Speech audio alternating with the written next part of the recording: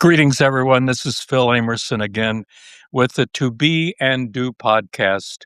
And today, we have the privilege of having someone I think who knows more about United Methodist Missions, but also the global church than almost anyone I know. And that's Philip Wingeier-Rayo. Phil, you've got several titles. I didn't memorize them all, but I know you teach at Wesley Seminary and Missions Intercultural Studies and Methodist Studies. You work with the General Board of Higher Education and Ministry, especially around all the educational institutions. I didn't get the title of that, but wow, what do you have any spare time? Thank you for those kind words. It's a pleasure to be on your podcast. Well, it's great to have you here. And the the first reason I wanted to speak with you is because of your book. That I when I went through it, I found myself thinking, "Oh, this explains some things that I had never quite fully understood." John Wesley and missions and Methodist missions. Talk a little bit about this project, and the book's just out, right? Yes, the book was just released in the second half of 2025 by Abington Press. And it was a big project in the doing. Since you were the president at a couple of United Methodist seminaries, you know the academic world. And professors often go and present their research at conferences.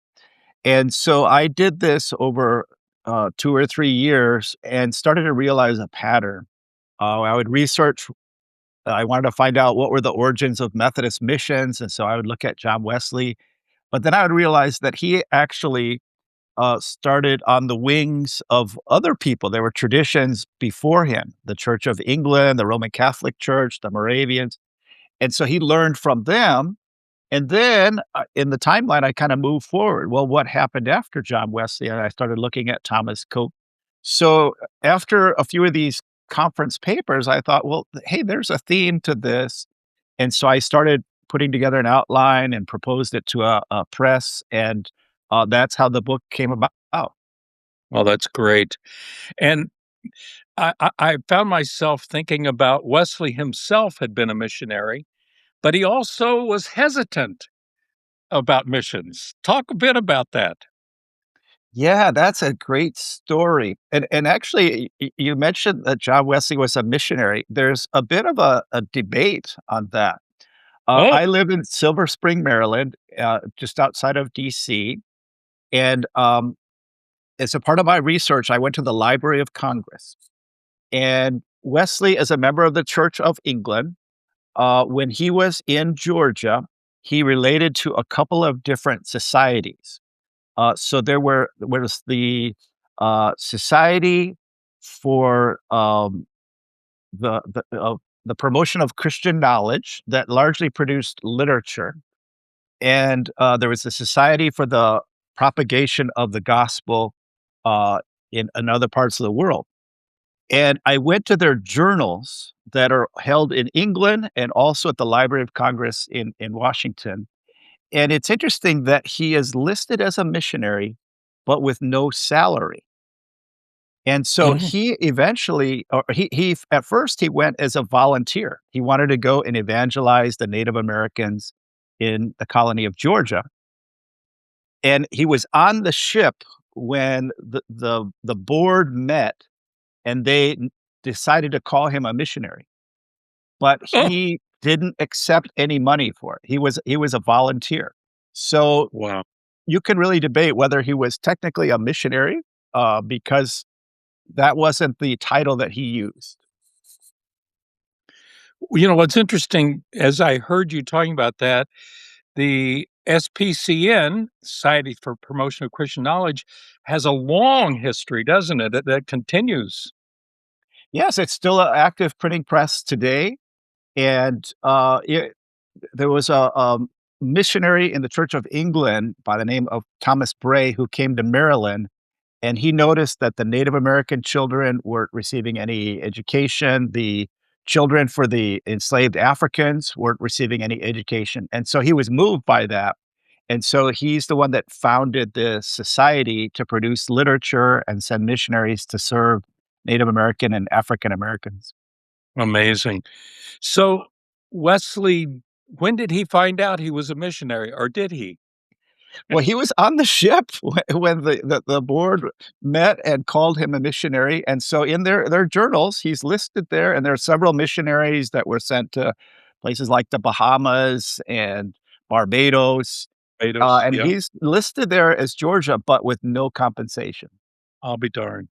So, how do you think his experience in Georgia influenced his view of missions? Or maybe to put another hook on that question, was he reluctant to compete with his denominational body, the Anglican Church? That's a great question. So when John Wesley was in Georgia, he was a member of the Church of England. He was an ordained priest, and Methodism hadn't even started yet.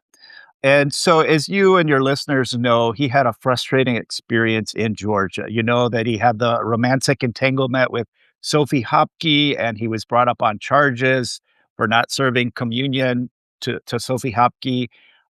And so he absconded. Instead of facing the charges, he left and went back to England. And he doesn't use this term, but I think today we would say he was depressed when he got back to England and not really knowing what his purpose or his calling was. And he befriended a Moravian who kind of encouraged him and gave him a sense of hope. And that's the point where he had his heartwarming experience in 1738 at Aldersgate Street. So I think that he this negative experience in Georgia really tarnished his view of missions. He wasn't able to evangelize the Native Americans like he had hoped. He had gone there with great illusions, perhaps romantic ideas about mission work, and in the end, that all came crashing down. And so as an Anglican, he didn't really see the need to start a Methodist mission society because he thought we were part of the Church of England. He wasn't trying to start Yeah. a new denomination. So I think that's part of the reason why he was not gung ho about missions. He just wanted to uh, return the church to the beginning, to what it was like to be the primitive church, and to seek holiness. He was very much into mysticism and the primitive church, and so I think he was just trying to renew the Church of England and not thinking, "I'm gonna start a denomination." Yeah. So the primitive church, let's put a flag in that and come back to it. But first, I want to ask, am I not right that he was reluctant to support Coke and Asbury in their adventures in Americas? No, you're absolutely correct. As a matter of fact, the way that missions eventually spread is by ordinary, everyday lay people who got on a ship and they had, uh become Methodists in England or Ireland or Scotland, and they went to another part of the world and there was no Methodist society. And so they decided to start their own. And so it was really kind of spirit led. And eventually these societies would form and they would write Wesley a letter. And they would say, we're not ordained, we're not equipped to do this work, but we're here. Can you send us somebody to support us? We can't baptize, we can't perform Holy Communion. And Wesley at first was very reluctant. He said no. He said, I can't send you missionaries. I don't have enough pastors here in England to meet the demand. So yes, he declined several invitations to send missionaries. So let's look at that notion of uh, primitive Christianity and experiential faith. How much of that do you think was what motivated or was behind the rapid spread of Methodism in those early years? Well, Phil, that's what I mean at the beginning when I said I started with John Wesley and then worked back. So one of the Yep. main influences on John Wesley was the Moravians. He befriended the Moravians on the ship on his way to Georgia, and he sojourned with them for about 3 years, and he was very, very close friends with many Moravians, and at one point, he thought he would even join the Moravians and leave the Church of England.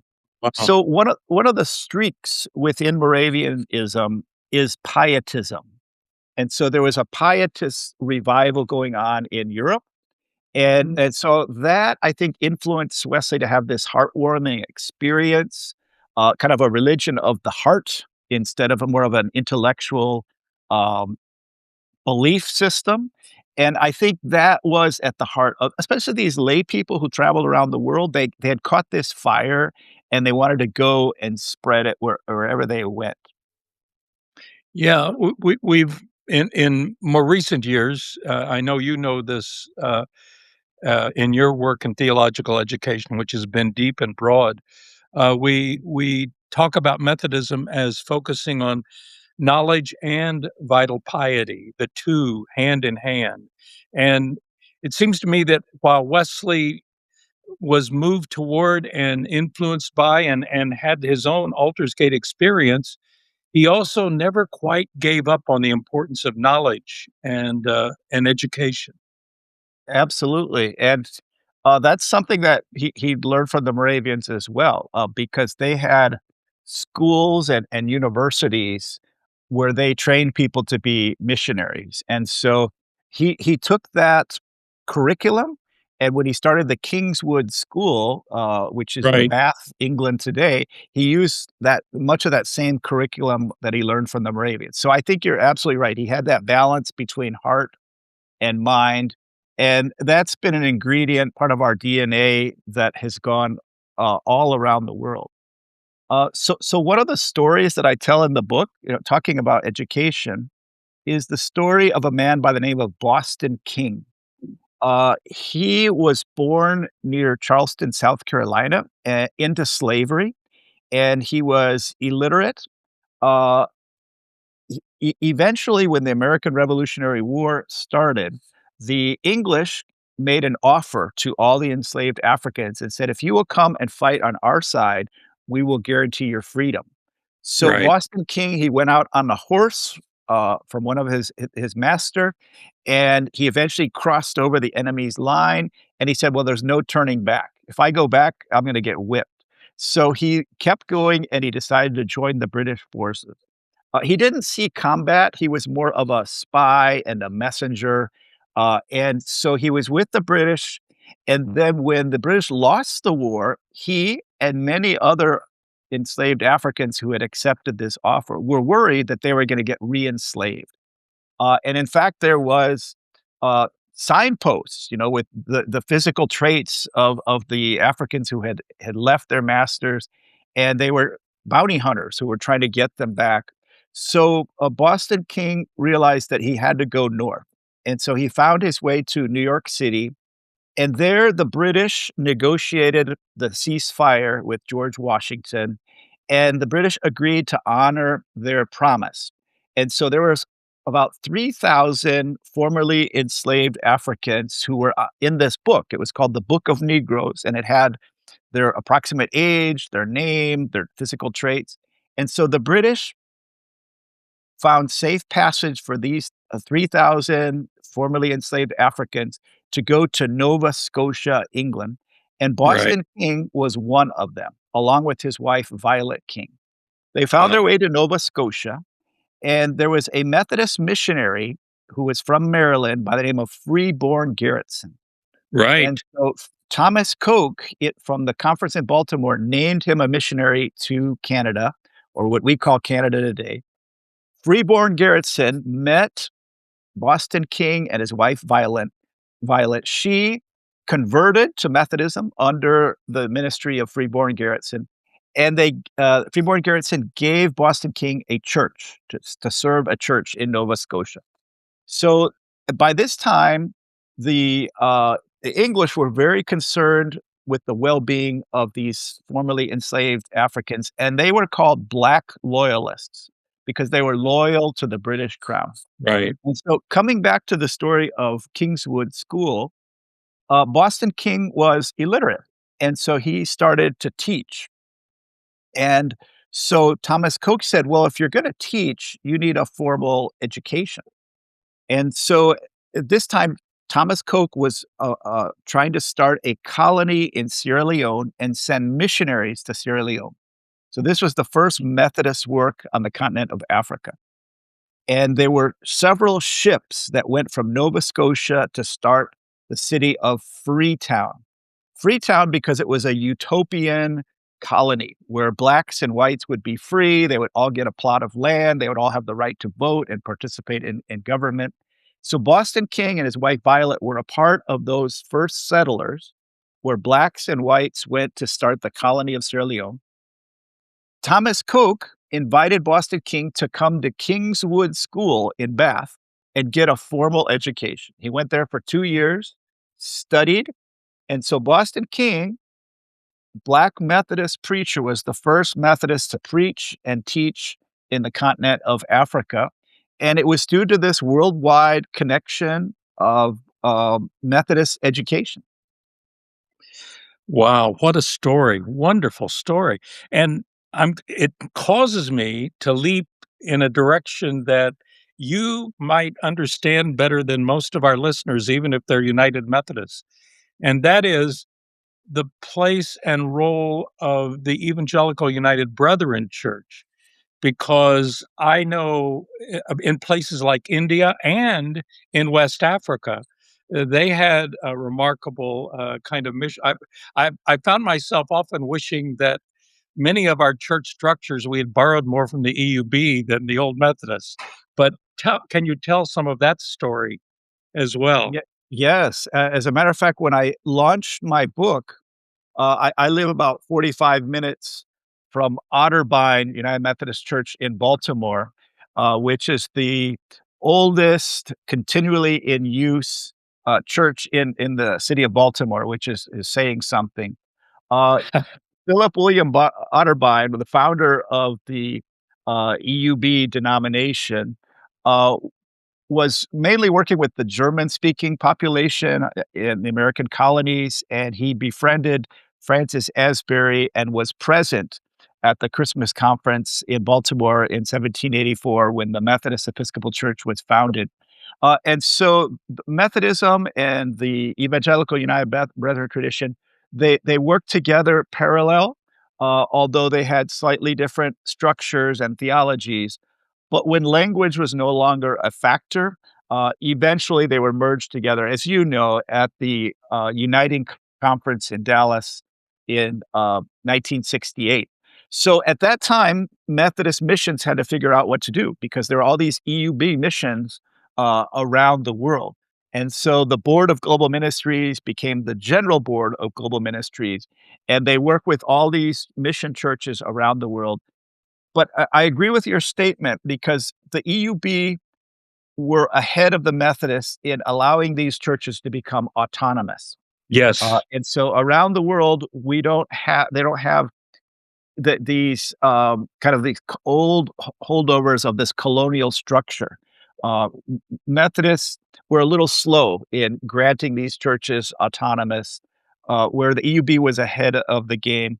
So in Puerto Rico, for example, you have an EUB church and you have a Methodist church because they were fully independent at the time in 1968 of the Uniting Conference. Wow. So rich. Phil, hold up your book again so we can see the cover. John Wesley and the Origins of Methodist Missions. This is our opportunity to hear from Philip Wingeier-Rayo. Uh, Phil, thank you for being with us. We're going to talk with you again, and maybe we'll explore a little bit of what's going on in the world today. So That our sounds like a guest, great idea. I look forward to that next conversation. great. Thank you, Phil. And this is Phil Amerson, another Phil, signing off for the To Be and Do podcast. God bless.